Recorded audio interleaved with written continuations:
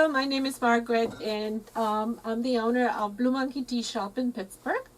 And today's presentation is all about white teas. White tea is very unique, very interesting, and unfortunately not so popular as the other teas like black tea, oolong, even green tea. And so I'm here today to promote white tea and to tell you what to look for, how to steep it, and basically how to enjoy it in the best way possible, because this tea is very rewarding. This tea is amazing. And it would be a good alternative for people who drink green tea, but they don't like that pungent kind of little bitter taste, and they're still looking for tea with a high level of antioxidants. So white tea has even more antioxidants than green tea, and it's more delicate, mellow, sweeter. And also white tea is a great tea type to explore for people who want to learn more and venture more into the world of teas and look for new teas, maybe from different terroirs, and with the myriad of unique tastes and aromas, and because white teas do provide that. Let's talk a little bit about, before I explain how white tea is made, I would like to talk a little bit about how teas are made in general, depending on type of tea. So as you all know already, or if you don't, I'm going to tell you, all tea comes from the same plant. The plant is called Camellia sinensis. Camellia sinensis. So whether it's green, white, oolong, black tea, they all look the same in the beginning. They come from the same plant. And when they make green tea, they steam the leaves, whether, or heat them in woks. And heating the temperature, high temperature, causes the oxidation process to stop. So basically, they're trying to preserve the tea in the freshest form possible. Black tea, opposite. They're actually doing everything to age the leaves, pretty much the process that's called oxidation, by basically mechanical processing, bruising, twisting leaves, cutting them, and what it does, it creates a tea of stronger, more robust flavor. Oolong teas are somewhere in between. So oolong teas are partially oxidized, and it can vary from a very small degree of oxidation, like maybe 10-15%, when oolong tea can resemble more so green tea, or they can be very oxidized, like up to 80% or even higher, and then they are very similar to black teas, but not quite. So let's go back to white tea. What's different about processing of the white tea comparing with the others? So it's all about prolonged withering stage. What is withering? Withering is basically a natural process of wilting. However, controlled withering prevents leaves from getting moldy. And withering can be done by spreading leaves outdoors on bamboo mats or tarps, and then gathering them and in the final stage drying them up. Or they can be withered all the way through until they naturally dry up too, depending on the weather conditions. This withering process can also be done indoors in specific troughs, like tubes, and sometimes it might be even accelerated a little bit with warm air being blown over or under. And so it's all about this withering stage, which comparing to other types of tea processing is much more extended. And that prolonged withering is what allows tea to develop this wonderful, specific, unique flavor and aroma.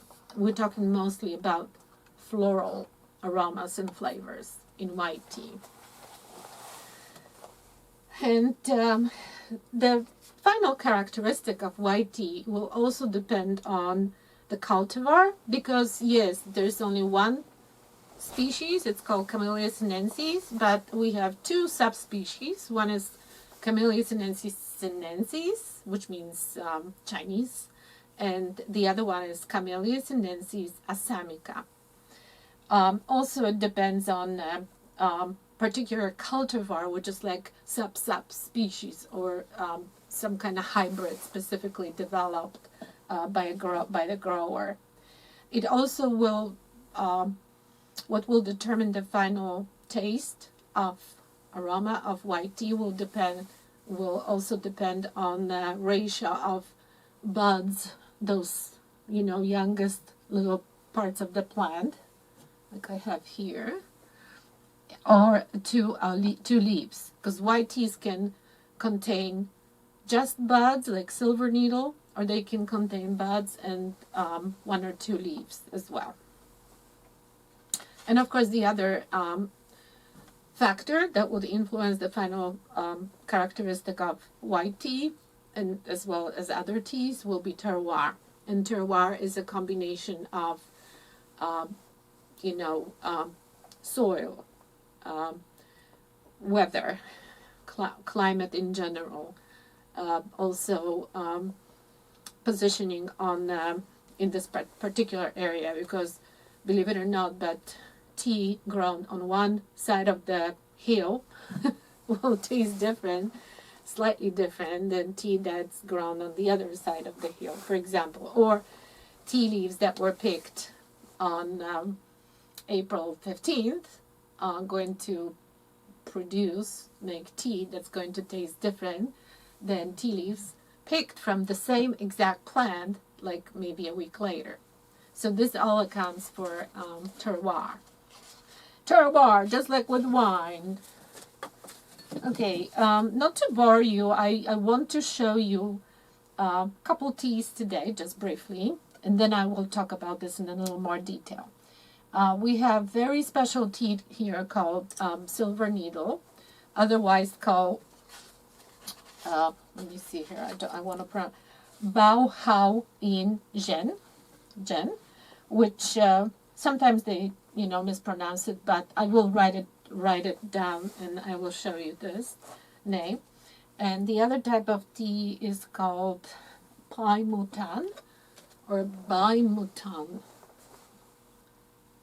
And this is ours spells as Pai Mutan, but it's the same tea as Bai Mudan. It's all about withering. The white tea is different in processing from other types of tea, that the withering process is extended and it's much longer than in any other tea processing. It takes 10,000 buds to make 1 kilogram of this tea, so approximately 4,500 or so to make 1 pound of silver needle.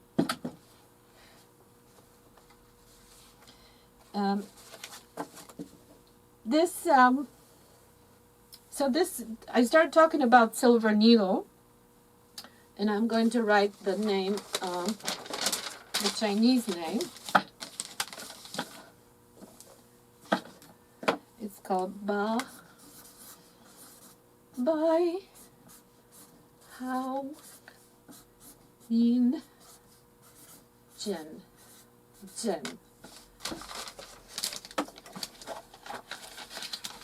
Bai Hao Yin Zhen. Bai Hao Yin Zhen. And before I talk about this particular tea, There are two main cultivars of white tea out there. One is called Dabai, and Dabai means large white leaf. So as the name indicates, it's a larger leaf. And the other one is called Xiao Bai, which means small leaf. So both of these have a lot of hairs because whether it's a tip, a bud, or leaf, they always will have a lot of hairs on them because they were processed very gently. So those little hairs were not destroyed during processing like it happens with processing of the green teas or black teas. And silver needle, basically, Bao Hao Yin Zhen, is the top of the crop. I mean, this is the top shelf. This is the best, considered one of the best teas out there. And I want to show you up close, and if you can see, this is this consists only of the buds, the top, the tip, a very small buds, not even fully, not developed at all into the leaf. And because they will need energy to open up into a leaf, they have this energy stored inside in the form of sugar. And that's why they taste sweeter than other forms of tea. Now the other popular type of white tea is called Bai Mu Dan.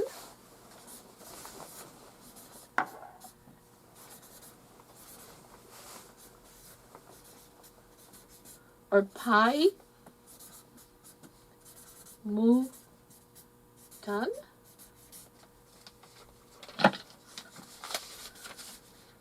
And this is, remember what I say, Bai means large leaf, Bai, and then Xiao means small leaf. So this also will be made from the cultivar with larger leaves. And I wrote two names because sometimes this tea appears as Bai Mu Dan and sometimes as Pai Mu Tan. And this is our Pai Mu Tan right here. And Pai Mu Tan will have a bud and sometimes one with one or even two small leaves. And let me see if we can actually see that here. Here we go. So this is example of Bai Mu Dan white tea that has a bud, and also in this particular example there's one bud and one leaf. And sometimes they may have two leaves. And bud will have hairs all around it, and that's why it looks kind of whitish.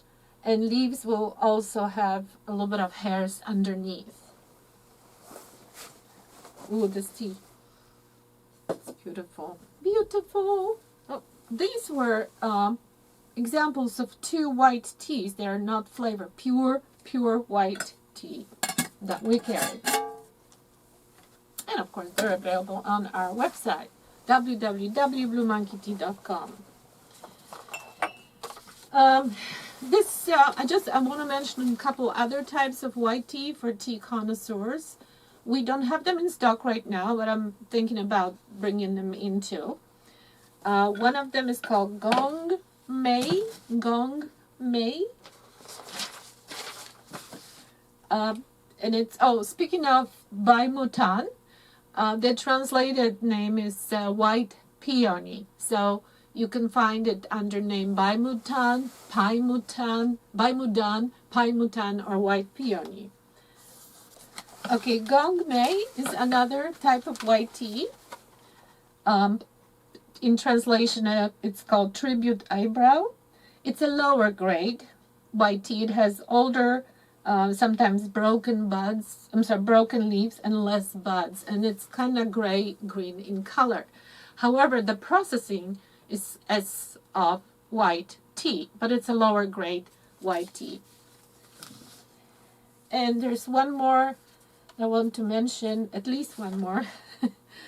And thank goodness Margaret took some Chinese classes some time ago.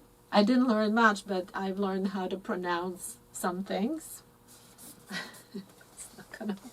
Okay, I'm sorry, guys. That you. I hope everyone is enjoying some Christmas food and maybe some tea. Did you guys get any tea for Christmas? Yue Guang Bai. Yue Guang Bai. That translates into moonlight white. Moonlight white tea.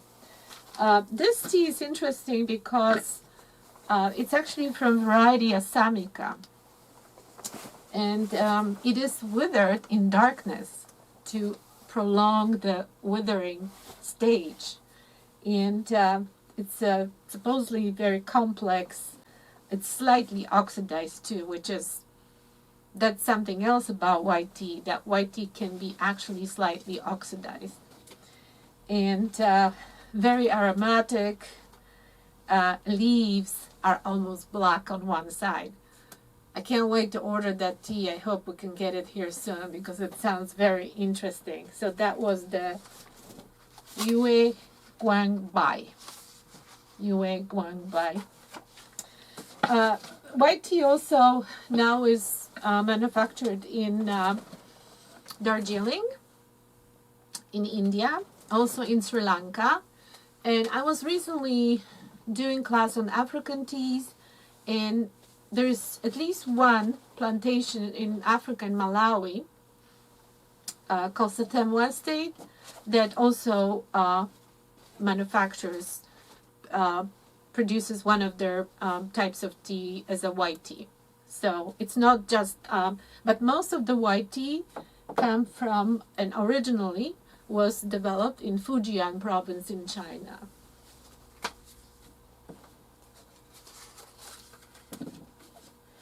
Okay, so that was part about what white tea is, how is it processed. And now let's talk about how to make white tea in order to enjoy it, because it's a little tricky. And one thing is that white teas are very gentle, very delicate, and has unique but very slight flavor. And so you kind of have to prepare yourself for tasting before you drink it. Some people have very developed taste buds and they can taste it very well. And some people have a little hard time tasting white teas. So, especially when you first try white tea, try like not to eat anything, have clear palate, clean palate. Also, use proper steeping, proper amount. Soft water is always best, and also read about this. Like, prepare yourself. Find out what notes are you supposed to look for, what tastes, and this will help you identify the taste and taste it better, trust me. There's a whole process of steeping and enjoying teas, which I talked about this in advanced tea class, and I will do class like this again, I promise.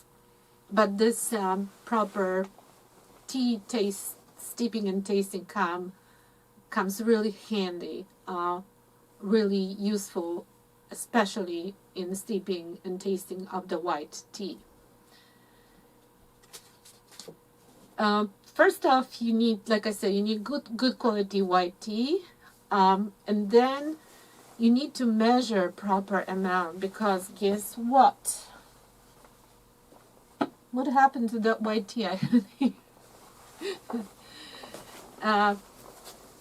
This is exactly, not anymore. Okay, let's just do this. So how many grams it was? 2. I'm going to show you what 2 grams of white tea looks comparing to black tea, just to make sure that you know. If you want to, drink tea and measure proper amounts, it's really good idea to get a gram scale, because the amounts of tea are so small that it's hard to weigh it on a ounce scale.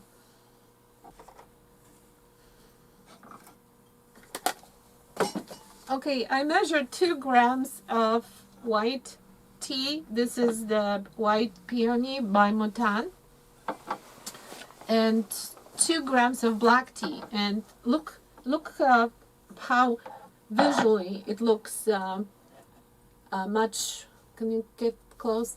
You see, this is the same exact weight of teas. And why am I showing this? Because when you measure white tea, if you want a white tea to taste good, you have to make sure you measure good amount of tea, which is 2 grams per cup. Cup meaning 6-7 ounces. So when you guys make a mug of tea, you actually should probably measure about 3 to 4 grams of tea. Okay. And let's do this. This is Silver Needle.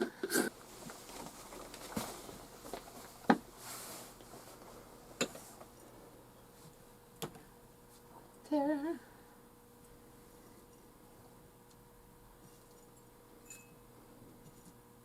No, this actually looks a little less. Oh, I know why. Haha, it's very interesting.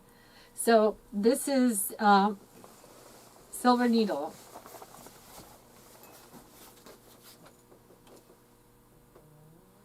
Two grams.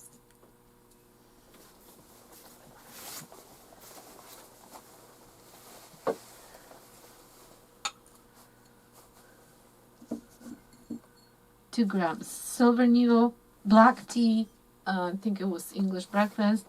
And so we're talking, I just want to show you how different 2 grams of white tea look comparing to black tea. So if you use too little, if you just take 2 teaspoons of white tea, it's probably going to be maybe 1.5 grams, while you're supposed to use 3 to 4 grams per cup. So it's not going to taste like anything. Next thing is temperature, the water temperature, and timing. And there are quite a few different schools on that. Depending, oh, and I want to tell you something about Silver Needle. So it looks like a little less than by Motan, because this only consists of buds, tips, and they're pretty dense. Okay, so they're pretty dense, and this will matter when steeping, because when you're steeping Silver Needle, in order to get a stronger taste, it's actually better to steep it in a little hotter water, because they're tough. They're a little tough. They're thick, and to extract the flavor and aroma, you have to treat them, with a little higher temperature, and maybe steep a little longer. So remember to use a proper amount of tea when steeping, proper amount of white tea, and usually it's about 4 grams per mug. We're talking about 12 to 14 ounce mug, because that's how people here in America make tea. I have 2. You can also use Gaiwan if you want to make it in the Eastern way. But I just want to focus today on proportions and a proper steeping of white tea, so you get the best tea out of it, the best tasting tea possible. One method will be to use water that's a little cooler, about 185 degrees Fahrenheit, which is about the same temperature as we use for green tea. And I will use Silver Needle. Okay. And I will be using these 2 mugs, and no infuser, no strainer, just to show you what those leaves are going to do.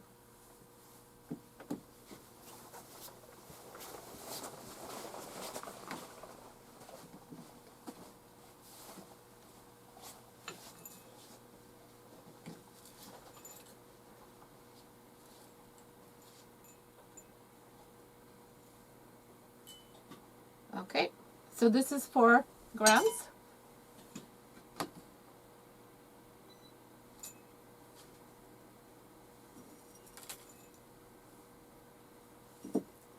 Okay, and this is 4 grams.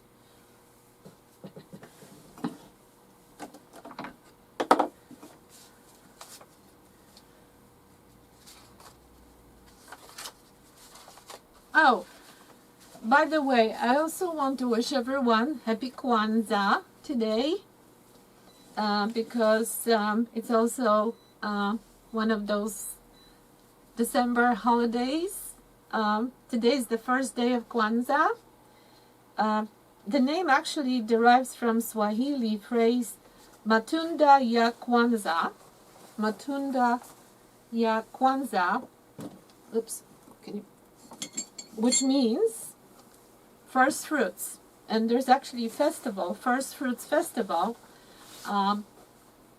end of December, beginning of January in southern Africa. But of course, there's a lot more to it, as you probably know. And one of the elements of Kwanzaa is the 7 principles.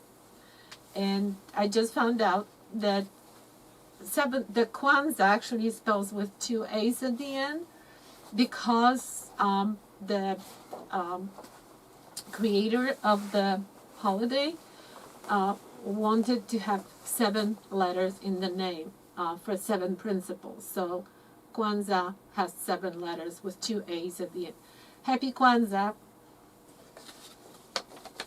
All right, so I have a wonderful kettle here. Oops. Not much room here on the table. And this here is tea that Melissa brewed for me earlier. And it's something I'm going to tell you about in a little bit. Okay, so has this just been boiled? What degree? I need temperature 185 degrees. Let's do the hot one first, because I'm going to do 2 methods. One is going to be using 185, and one is going to be using 195 degrees. Actually, it's going to be 200. 200.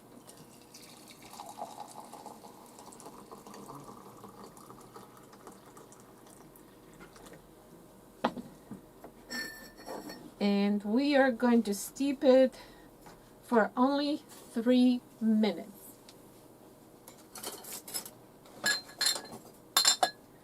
And I'm going to time it on my watch. 3 minutes. And then I'm going to wait for this water to cool off a little bit to about 185 degrees. And we're going to compare these 2 steepings, and I'm going to tell you how they taste. I think I'm going to put the white paper here so you guys can see better.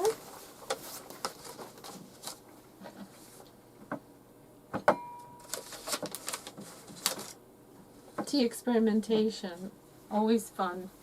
So we're trying to steep this in the cooler water for a little longer time. And this is 200 degrees, which is pretty hot. And for about 3 minutes, I'm down to about 1.5.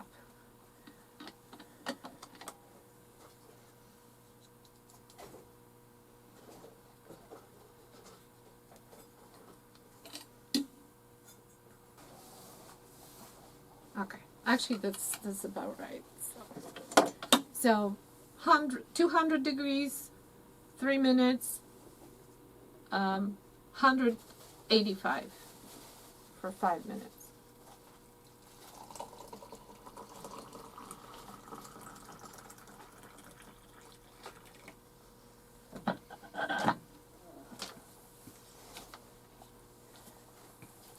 So what's going to happen is, you see those silver needles, as they call them, but they're actually buds of tea. They kind of change directions they become a little more vertical, and it's kind of fun to watch them actually do that. It's like dancing of the leaves. Now I will taste them both. I'm going to talk about difference in tastes, but there's no strict rules with white tea. White tea is a little more resistant to high temperature than green tea. Now there's no joking around with green tea, because if you steep green tea in too hot water, water that's too hot, it's going to turn bitter. Now white tea, especially the silver needle, which is made solely from buds, which are pretty tough because they're thick, not fully, not developed yet. Those are going to be, let's give it a little swirl.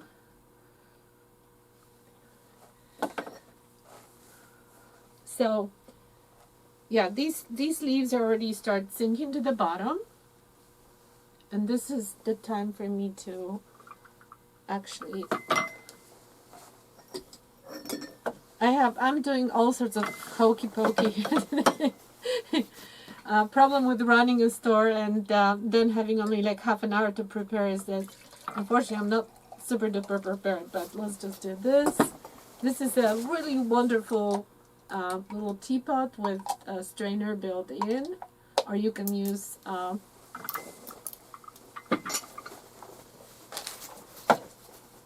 another strainer.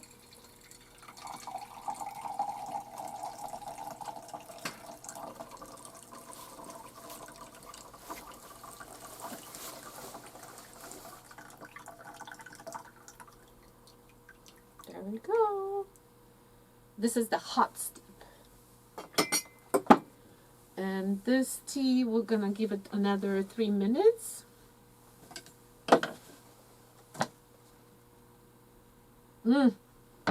Already has very prominent robust. I don't want to use the word robust because actually there's no such thing as robust with white tea. Okay, in the meantime, I just want to tell you that the lowest grade, unfortunately, but still white tea is used in tea blends. And we do have some delicious white teas. Like this one is called Tanger's Lemon White Tea. And yes, these teas are flavored with natural essential oils. So not only they are natural, obtained in, they basically identical with the ones that occur in actual real fruit, but they're also very, very intense. So for those of you who haven't tried this, hi Shelly! If you just want to drink white tea for health benefit, which as we know there's plenty because white tea has the highest amount of antioxidants, then you can just go ahead and just drink flavored white teas like this one, Tanger's Lemon. Also, we have very good white teas here. We have tea called Mango Pear White. Delicious. We have White Champagne Raspberry, which I have here in my pot. We have peach. I don't know if they can't see. Okay. So we have the White Champagne Raspberry tea. We have peach apricot. That's another great white tea. Very, very yummy. And it actually has quite a bit of buds in it too, so it's also higher quality. And this is called White Eternal Spring. White tea, rose hips, pineapple, cranberries, rose petals, apple pieces, hibiscus, blueberries.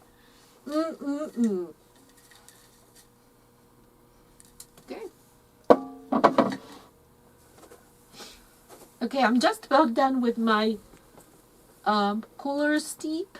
Like I said, I used pretty hot water to steep this cup of silver needle.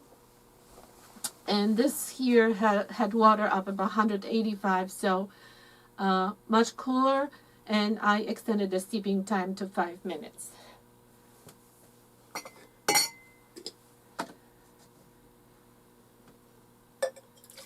In fact, they don't recommend steeping white teas in tea ball or infuser because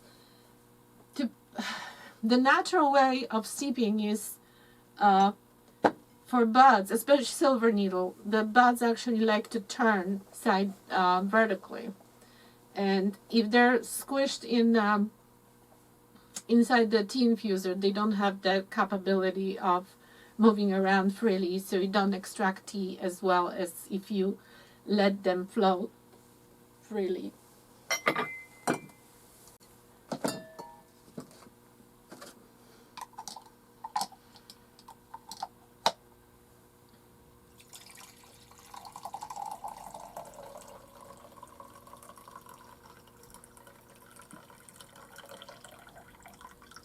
Okay. These are great little pots. We sell them here. Oh, this is amazing. This definitely has like honeysuckle, lily, uh, maybe daffodil smell. It's so rewarding. I like the heat from that too. Okay, so let's give it a try. This is the hot brew with 200-degree water and 3 minutes.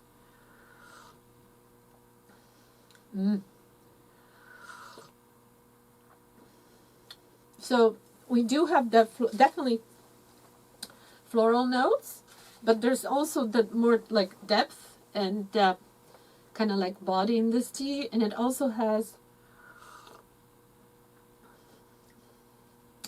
a wonderful kind of mossy, maybe slightly like nutty flavor. Honey, very sweet, very sweet. Even though like there's no sugar added to it, I'm really enjoying it. And what else is nice? It has a very long finish echo. Like I can still taste that tea for a long time after I take it to sip. Good job, good job. And this was the colder brew. I brewed white tea with water of 185 degrees and for a longer period of time, 5 minutes.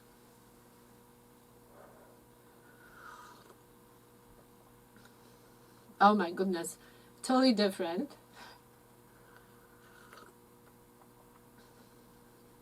It's not that much different, but this definitely is much more delicate. A lot more aromatics. More aromatics than taste.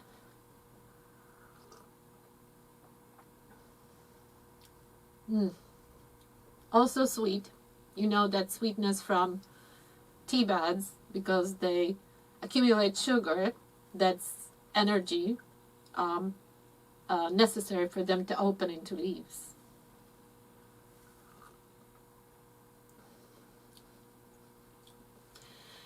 This has like almost a little tanginess, kind of like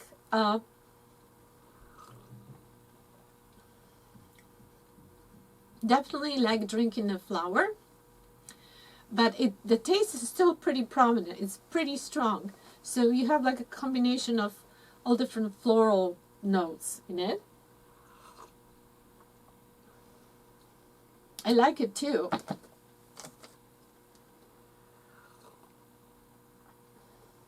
This one has more oomph, and it's more kind of uniform. Well, this one has lighter notes, but they're like more notes in it. So experiment. You can even experiment with other times and temperatures. But this tea is good stuff. Good stuff, and it's very healthy. Tune yourself in. Reserve time. Try not to eat before tasting, or rinse your mouth with clean water. Learn about tea before you try it, so you know what to look for in terms of tasting notes and aroma. Use softer water, and like I said, the white tea is a little more forgiving than green tea, so you can steep it with a pretty hot water, as you see. But also you can make a cold brew, totally cold brew. I hope you know what it is. If not, watch my episode on making iced teas. And I just want to finish off here, showing you. Why don't I taste some of that? Let's use my little cup here. This is white champagne raspberry white tea. White champagne raspberry, since the new year is coming. It's definitely aroma of raspberry. There's a little bit of rose in it here too, I think. It could be good tea for New Year's. White champagne raspberry. You can make it cold and maybe add some sparkling soda to it. It will be white champagne raspberry champagne. Tea champagne.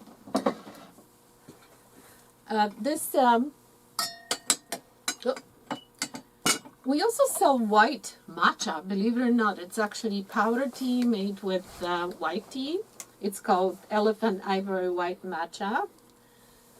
We do have white tea from, well, this is not white tea, but someone brought me tea called White Peach.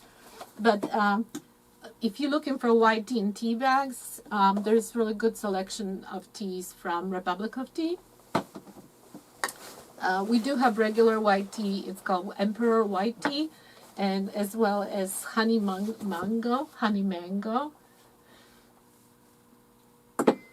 There is Asian jasmine white tea, cucumber mint, all sorts of stuff. Okay, so thank you so much for joining me today. This was presentation about white teas, which are not as known as other types of teas, but they can be wonderfully rewarding once you get to know them and you know how to steep them and what to look for in terms of notes and aromas. White teas tend to be a little more expensive because a big part of the white tea is usually bud, and there isn't that many of those available. And like I said, it takes 10 million buds to make 1 kilogram of silver needle tea. So it's not as much. Yes, it is about tea buds and tea leaves and the ratio of those, because like silver needle will be only made from buds, and then Baimudan or Paimutan will be made of a bud and 1 leaf or 2 leaves, but they all have to be on the same branch, on the same twig. And the specific taste of white tea, the characteristic, comes from specific processing of the leaves with the extended withering period. That with extended withering period allows specific flavor and aroma to develop, which otherwise wouldn't. So it's all about the withering. Withering. Okay, so thank you again for watching. This was Margaret from Blue Monkey Tea Company in Pittsburgh, and I invite you to my next presentation next Saturday, which will be in the new year, believe it or not, in 2021 on Saturday, January 2nd. Happy New Year, happy everything. Let's just hope this new year is going to bring more optimism and more joy. Vaccine, we know vaccine is coming, and take care.